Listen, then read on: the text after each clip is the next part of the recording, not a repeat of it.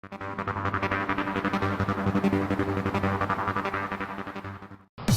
guys, so in this video we're going to talk about diet, the biggest thing that affects everyone when it comes to gain or even losses in the gym.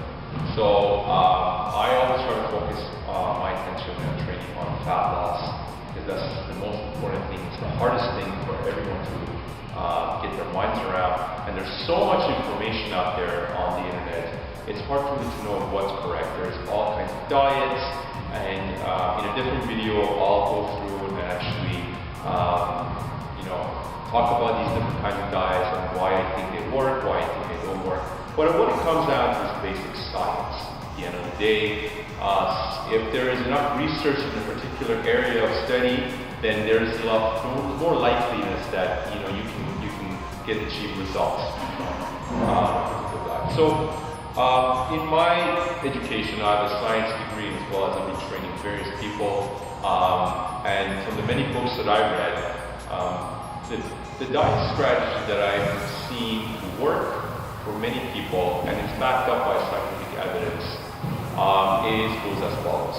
So I'm going to break it down for you into 6 steps, or you want to say 6 items of this plan. You do these 6 things.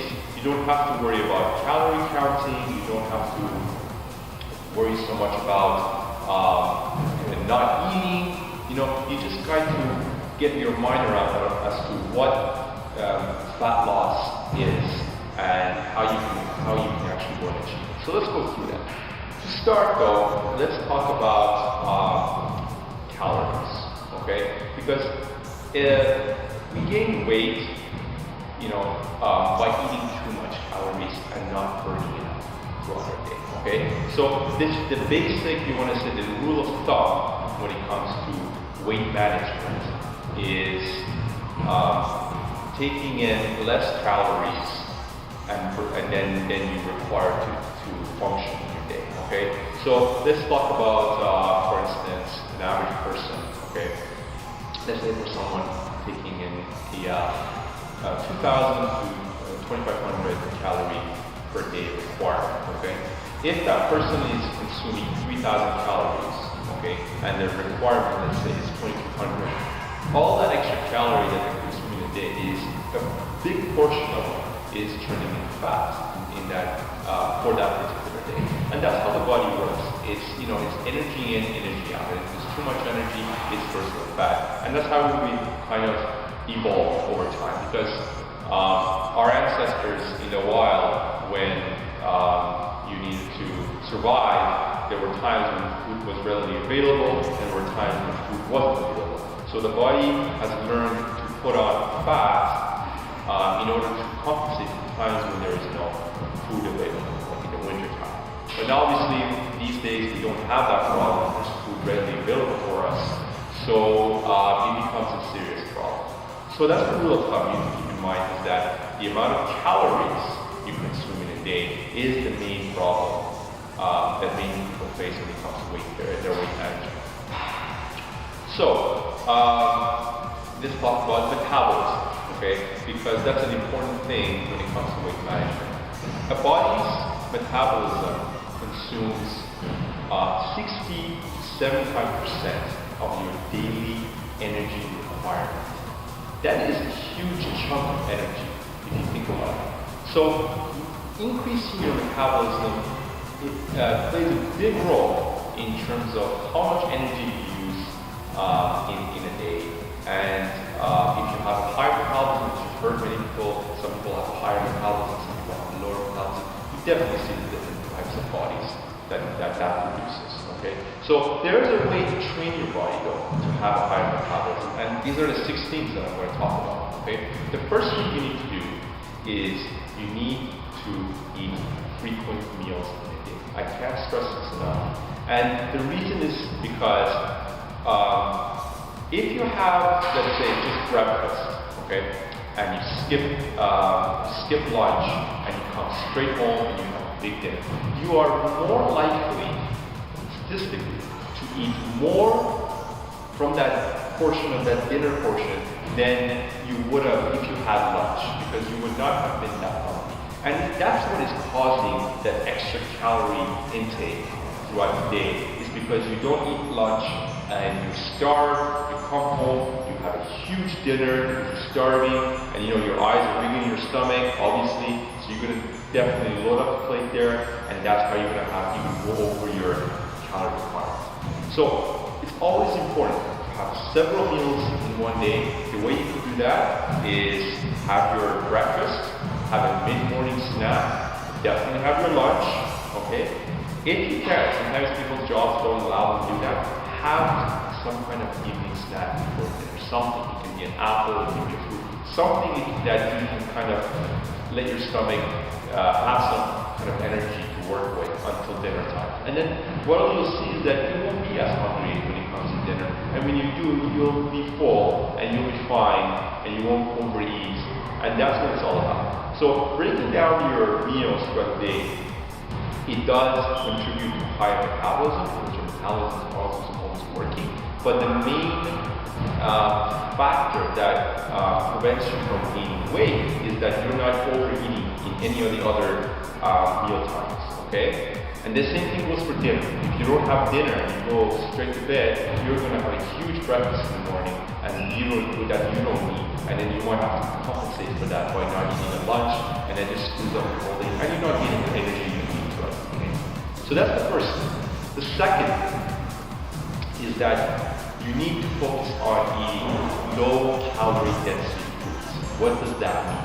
That means that per gram, or let's say, as an example, per 100 grams of a food, if you divide that by the number of calories that has in that food by its weight, 100, if it's around less than 1 or 1, it has very low calorie density, which means that per 100 grams per gram, you're getting less calories than if you were eating something else. Give you an example. Take an apple, okay? Apple definitely weighs more than a donut, okay? But with respect to calorie density, an apple is far less calorie dense than a donut, okay? So this is what I'm talking about. You want to eat things that are, your body has only a certain amount of energy in it, and your body uses it and it's gone, okay? It doesn't mean that you should be eating refined sugars. That's something I'm going to talk about a little bit later. But you need to be eating these kind of foods. Examples of these foods are fruits, vegetables. Salads are great. You want to stay away from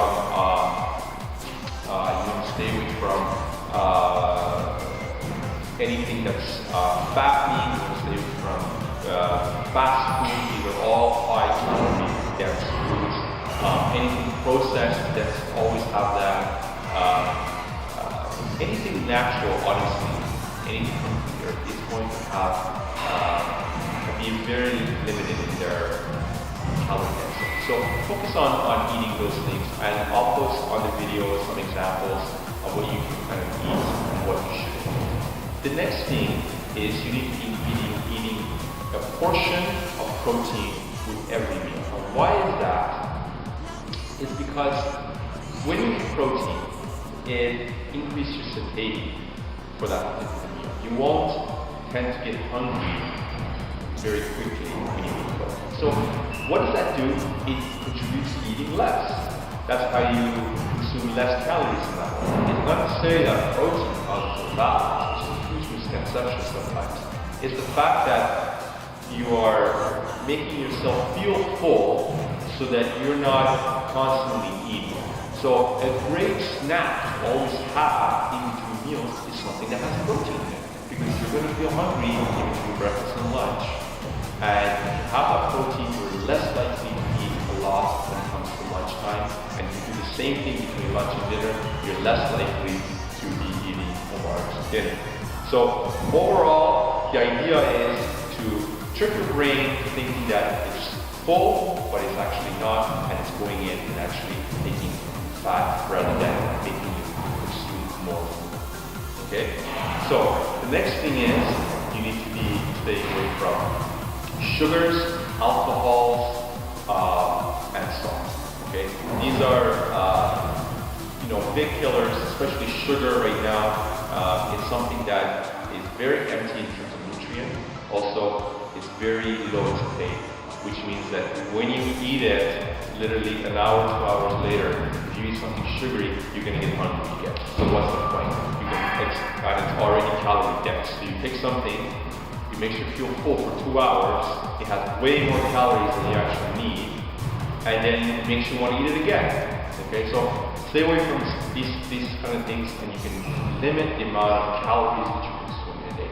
Alcohol itself, yes, everybody says it has a lot of calories in it, but it's not the main thing that you should be focused on. It's not the alcohol that's causing you to gain weight.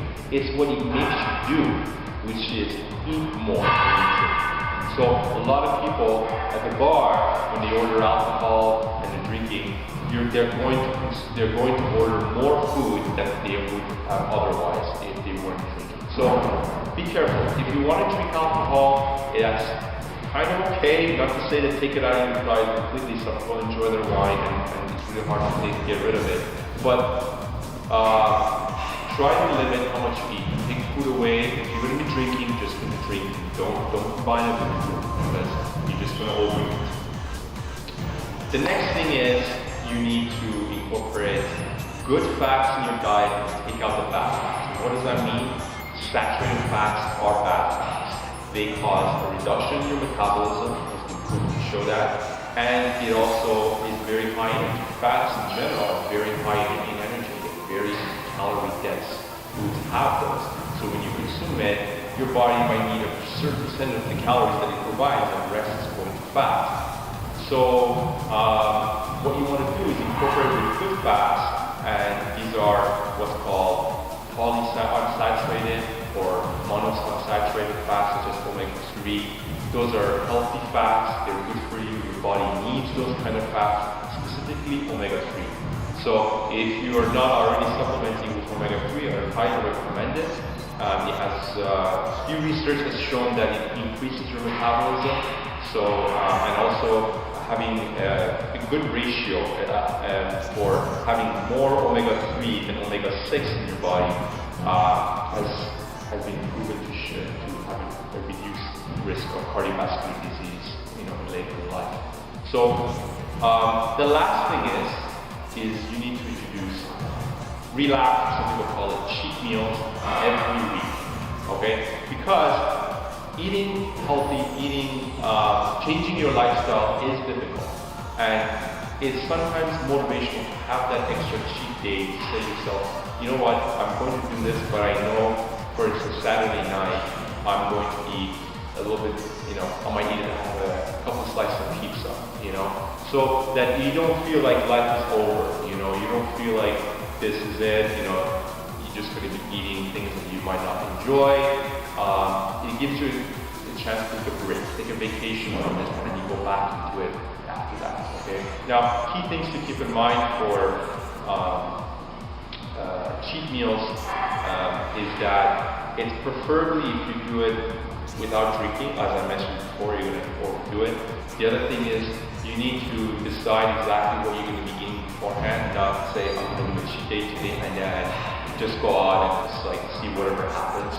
The other thing is if you can do this, it's really good. Try to put in your cheat meal after a workout on that particular day. So if you do your workout, your metabolism is already high, it's going to be high for the next 30 minutes to an hour from there. So might as well, take advantage of that and use that time period to do your cheat meal because your metabolism is already high. So even if you give it extra calories, you're going to be using it up until you start kind of going down again into your regular resting metabolism. So those are the 6 items. I'm going to post them in the video as well for you to see. Thank you very much. If you have any questions or comments, please feel free and don't forget to subscribe.